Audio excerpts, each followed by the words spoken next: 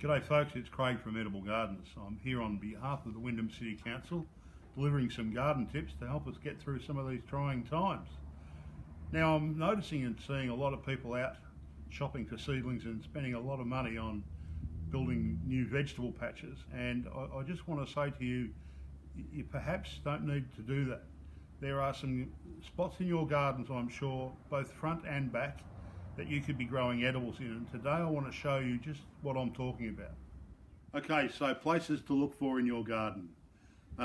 This is an area just on the outskirts of my lemon tree, and there's this bit of area here that is really not doing very much.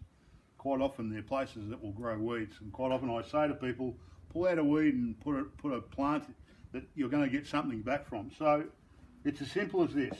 I'm going to dig a little pocket of soil over, and I'm going to pick a lettuce and plant the lettuce, backfill the hole a little bit. Lovely amount of worms in here. But look, your soil might not be really good soil, and you don't really need to worry too much about that, because the soil you've got's the best you're going to get. Don't go rushing out buying heaps and heaps of new soil. All you need to do is to supplement what you're putting in the ground by using some sort of a pelletised organic manure. It's really, really simple, folks. Now, a bit further up, about 30 centimetres or so from this lettuce, I'm going to put in a red lettuce. Now you can have a bit of fun and you could build a border around your garden if you wanted to, with one red lettuce, one green lettuce, and maybe one of those little mauve flowering lobelias, or a blue flowering one for that matter. Let's put one of those in here. Now the benefits by using some of these flowers, whilst they're not edible, they will attract in beneficial insects that will keep the pests away. So that's a really good thing to remember. It doesn't have to always be an edible plant. As you can see, I've got a viola here.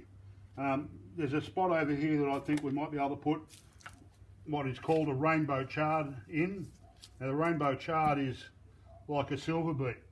Got lovely orange stems, this particular one, and really easy to grow. Again, a quarter of a handful of fertiliser around each of these plants that I put in is plenty. You're going to need to put a little bit of mulch around them to make sure that it helps keep the weed growth down, but also keeps the soil moist, so you don't have to water as much. And over the night, when the temperatures drop down lower, you'll find that it'll keep the soil nice and warm too, so it helps the seedlings on all fronts. Of course, the most important thing you're going to need to do is to make sure that you water them, and water them in well.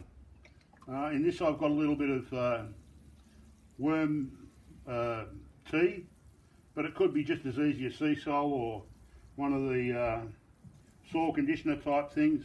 Just helps with a bit of transplant shock, but it doesn't necessarily need to be so. It can be just plain old water. So that's it, folks.